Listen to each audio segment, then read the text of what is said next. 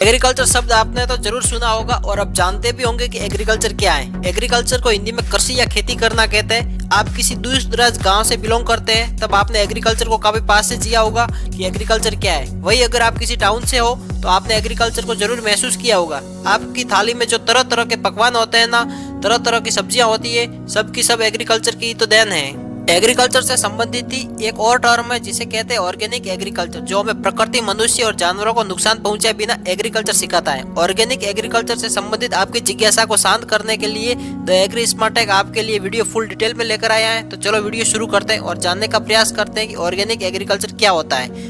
तो organic agriculture क्या है, जानने से पहले हम जान लेते हैं कि इनऑर्गेनिक एग्रीकल्चर क्या होता है। इनऑर्गेनिक एग्रीकल्चर में किसान अधिक पैदावार की लालच में अधिक रासायनिक उर्वरक और कीटनाशकों का इस्तेमाल करते हैं, जिससे पैदावार की मात्रा तो बढ़ जाती है, लेकिन इनऑर्गेनिक एग्रीकल्चर से फसल की गुणवत्ता कम हो जाती है, मिट्टी की उर्वरकता शक्ति क्षीण हो जाती है और इनऑर्गेनिक एग्रीकल्चर का हमारे इकोसिस्टम पर भी बुरा प्रभाव पड़ता है। अब हम वापिस आते हैं हमारे मूल टॉपिक पर। ऑर्गेनिक एग्रीकल्चर इनऑर्गेनिक एग्रीकल्चर का उल्टा होता है। ऑर्गेनिक एग्रीकल्चर में कोई रासायनिक खाद या कीटनाशक का दवाइयों का प्रयोग नहीं होता है। इसमें गाय के गोबर, मूत्र, कंपोस्ट खाद, जैविक खाद व वर्मी कंपोस्ट तथा हरी खाद का इस्तेमाल होता है। इन सब का प्रकृति पर कोई बुरा प्रभाव नहीं होता है, इसलिए ऑर्गेनिक एग्रीकल्चर काफी इको फ्रेंडली होता है। इसमें पैदावार की गुणवत्ता में भी सुधार होता है। इस प्रकार के ऑर्गेनिक फूड हमारी हेल्थ के लिए भी काफी फायदेमंद होते हैं। आज पूरी दुनिया ऑर्गेनिक एग्रीकल्चर को प्रमोट कर रही है और लोग अब फिर से इनऑर्गेनिक एग्रीकल्चर को छोड़कर ऑर्गेनिक एग्रीकल्चर को अपना रहे और वर्तमान पीढ़ी अपने भविष्य को रासायनिक उर्वरकों से होने वाले दुष्प्रभाव से बचा रही है। अब आपके माइंड में एक प्रश्न आ रहा होगा कि आखिर क्यों पूरी दुनिया इनऑर्गेनिक से ऑर्गेनिक की तरफ शिफ्ट हो रही है। इस सवाल को भारत के संदर्भ में समझने की कोशिश करते हैं। आजादी के बाद भारतीय कृषि कुछ खास अच्छी सिचुएशन में नहीं थी। भारत के अनाज भंडारण में कमी हो गई थी। 60 के दशक में हालत ऐसी थी कि बाहरी मुल्कों से अनाज आयात किया गया। परंपरागत तरीके से खेती करने से ज्यादा पैदावार नहीं हो रही थी। इस विकट संकट से बचने के लिए भारत में हरित क्रांति लाई गई। हरित क्रांति के आने से भारतीय कृषि का काया पलट हो गया। अब खेती में नए नए मशीनरी सिस्टम, संसाधन उपयोग होने लगे।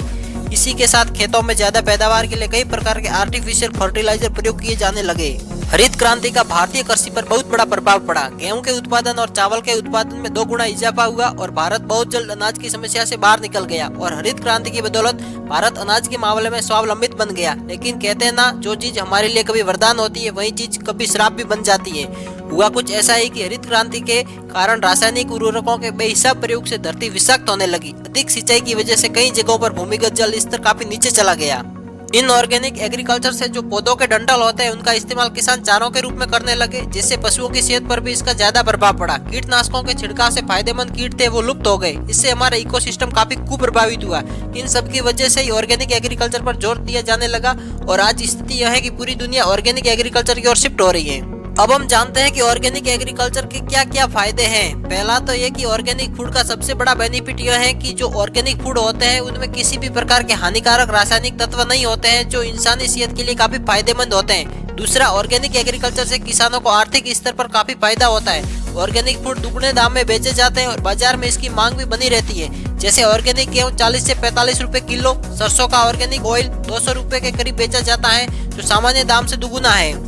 तीसरा है, ऑर्गेनिक खाद का इस्तेमाल करने से मिट्टी की गुणवत्ता में वृद्धि होती है, जिससे पैदावार में इजाफा होता है। चौथा है, ऑर्गेनिक खेती में सिंचाई के लिए अधिक जल की आवश्यकता नहीं पड़ती है, जिससे भूमिगत जल स्तर मेंटेन रहता है। पांचवा है, इसमें खाद के लिए कंपोस्ट खाद, वर्मी खाद का प्रयोग किया जाता है और कंपोस्ट खाद में कचरे का प्रयोग किया जाता है, जिससे होने वाले रोगों में कमी होती है। छठा है, रासायनिक खाद का उपयोग नाम मात्र होने से लागत में कमी आती है, जिससे किसानों के जेब पर कम बोझ पड़ता है। और इतना सब जानने के बाद ऑर्गेनिक एग्रीकल्चर का थोड़ा बहुत इतिहास जानते हैं। जितने भी पारंपरिक तरीके हैं खेती करने के, सबके सब ऑर्गेनिक होते थे, क्योंकि पहले समय के लोगों के पास खेती का कोई इनऑर्गेनिक तरीका नहीं होता था। इसलिए ऑर्गेनिक एग्रीकल्चर का इतिहास एक तरह से एग्रीकल्चर का इतिहास है। बस बीच में कुछ समय के लिए इनऑर्गेनिक का दौर आ गया था।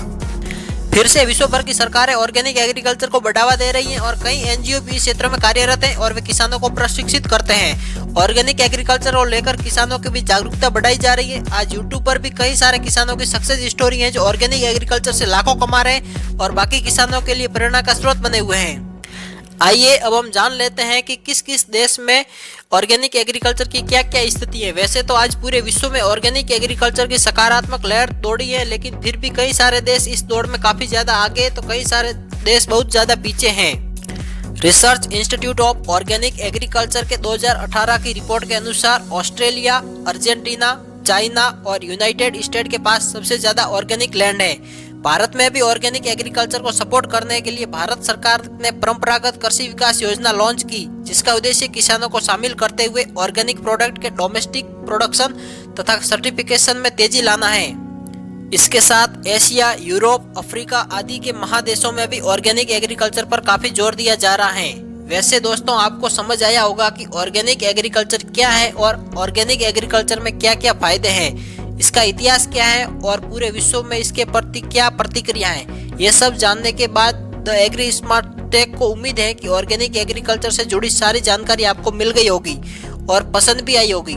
आगे भी ऐसे इंटरेस्टिंग वीडियो देखने के लिए हमारे चैनल को सब्सक्राइब करें और बेल आइकन को प्रेस करना ना भूलें। इसी के साथ दोस्तों, आजकल लोगों ने घर पर सब्जियां उगानी शुरू कर दी हैं। घर का हेल्दी खाना वो खाते हैं। एक तरीके से छोटे रूप में लोग घर पर भी ऑर्गेनिक एग्रीकल्चर अपना रहे हैं।